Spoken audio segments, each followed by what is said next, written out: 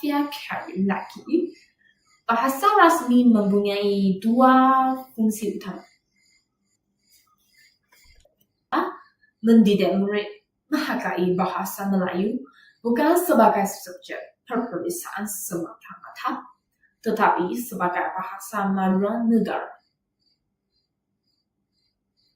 Fungsi kedua bahasa Melayu ialah sebagai bahasa pendidikan dan ilmu pengetahuan. Dalam sistem pendidikan kebangsaan, bahasa Melayu telah menjadi bahasa pengantar utama sejak tahun 1970-an, menggantikan bahasa Inggris dalam kebanyakan sekolah kebangsaan dan juga universiti awam. Langkah ini bukan sahaja memperkukuh kedudukan bahasa, tetapi juga membuka peluang kepada semua rakyat untuk mengakses ilmu tanpa halangan bahasa. Menurut Asman Haji Omar, bahasa ialah wahana utama untuk membina pemikiran bangsa. Jika ilmu disampaikan dalam bahasa sendiri, maka ilmu itu akan lebih mudah difahami, dihargai, dan diamalkan. Contohnya, apabila murid sekolah rendah belajar sains atau kajian tempatan dalam bahasa Melayu, mereka bukan sekadar menghafal fakta, tetapi belajar memahami dunia dalam kerangka pemikiran bangsa sendiri. Dalam konteks pendidikan guru pula, penggunaan bahasa Melayu amat penting kerana ia membentuk identiti profesional seorang pendidik. Sebab itu, pepatah Melayu mengatakan, bahasa menunjukkan bangsa. Jika guru itu halus bahasanya, maka haluslah juga budi murid yang diajar. Namun, dalam era teknologi kini, bahasa Melayu berdepan cabaran baru. Banyak bahan ilmiah, terutamanya dalam bidang sains dan teknologi, masih diterbitkan dalam bahasa Inggris. Ini menyebabkan ada yang beranggapan bahawa bahasa Melayu tidak sesuai untuk bidang akademik. Sebenarnya, tanggapan itu salah. Dewan Bahasa dan Pustakaan telah berusaha memperkaya istilah dalam berbagai bidang seperti kejuruteraan, perubatan, dan sains komputer melalui penerbitan glosari dan kamus istilah. Dengan usaha ini, kita membuktikan bahawa bahasa Melayu bukan sahaja boleh digunakan untuk berbicara tentang adab dan budaya, tetapi juga tentang sains roket, kecerdasan buatan dan ekonomi global. Untuk fungsi ketiga pula ialah yang paling menyentuh hati saya sebagai bakal pendidik, yaitu bahasa Melayu sebagai bahasa perpaduan nasional.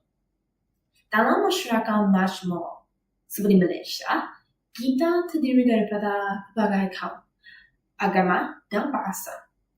Tetapi di tengah-tengah kebahagiaan itu, bahasa Melayu berdiri sebagai bahasa pengantara yang menyatukan semua.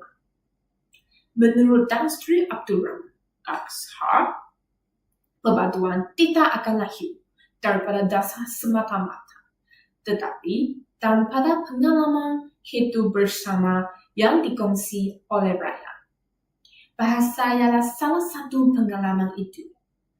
Kerana melalui bahasa, kita belajar memahami dan menghormati antara satu sama lain. Bayangkan suasana di sebuah sekolah kebangsaan di Sarawak, seorang murid Cina membantu rakannya yang Melayu menyiapkan karangan.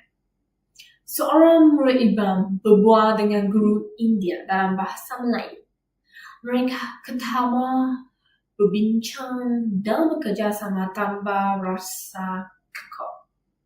Itulah perpaduan yang lahir melalui bahasa. Bukan dipaksa oleh dasar, tetapi disemai oleh kefahaman dan rasa hormat.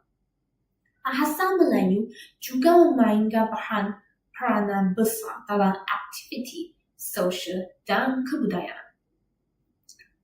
Lihat sahaja rancangan televisyen tempatan, filem, lagu patriotik seperti Bahasa Jiwa Bangsa dan Tanggal 31. Semuanya menggunakan bahasa Melayu untuk membangkitkan semangat cinta negara. Bahasa ini menjadi ruang di mana rakyat berbeza latar belakang dapat berkongsi rasa bangga yang sama. Namun kita perlu sedar bahawa perpaduan melalui bahasa tidak datang secara otomatik. Ia perlu dipupuk dengan kesedaran dan penggunaan konsisten. Sebagai contoh, pelajar bukan Melayu kadang-kadang berasa kurang yakin untuk bertutur dalam bahasa Melayu kerana takut tersilap sebutan atau tanda bahasa. Jadi di sinilah peranan guru amat penting untuk memberi galakan dan ruang. Bukan untuk menghakimi, tetapi untuk membimbing. Apabila seseorang merasa diterima, walaupun bahasanya belum sempurna, disitulah benih perpaduan sebenar tumbuh. Akhir sekali, bahasa Melayu berfungsi sebagai pembentuk identiti dan budaya bangsa.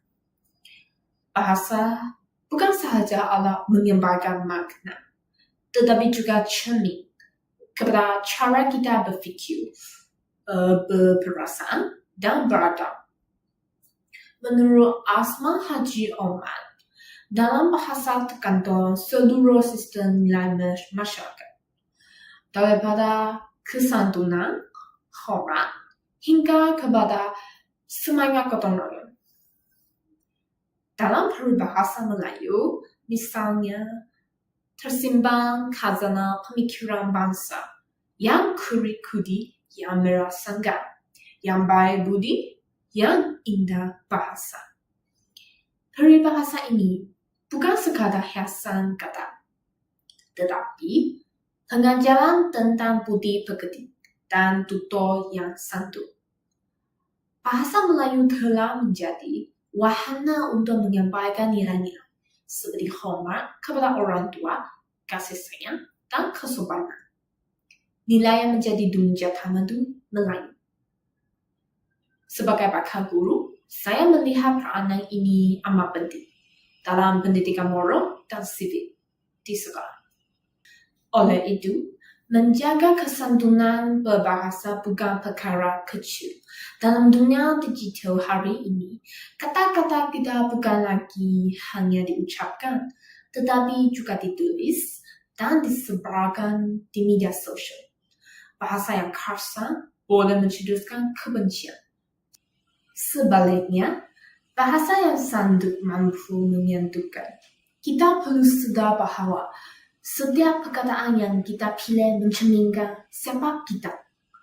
Seperti yang dinyatakan oleh Profesor Matnya Dr. Awan Sarinya, kemerosotan dalam penggunaan bahasa yang betul menunjukkan kemerosotan dan nilai diri.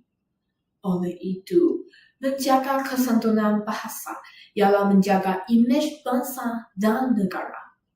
Jadi, dari 4 fungsi yang telah saya huraikan, bahasa rasmi, bahasa ilmu, bahasa perpaduan, dan bahasa identiti. Jelas bahawa bahasa Melayu bukan sekadar alat komunikasi. Walaupun ia adalah tonggak kepada pembentukan bangsa Malaysia yang berilmu, beradab, dan bersatu padu. Hadirin yang saya kasihi, setelah kita memahami fungsi dan peranan bahasa Melayu, marilah kita menelusuri aspek kesantunan berbahasa. Bahasa yang indah bukan hanya diukur melalui kosakatanya, tetapi melalui adab dan budi pekerti dalam penuturannya. Seperti yang selalu kita dengar, bahasa menunjukkan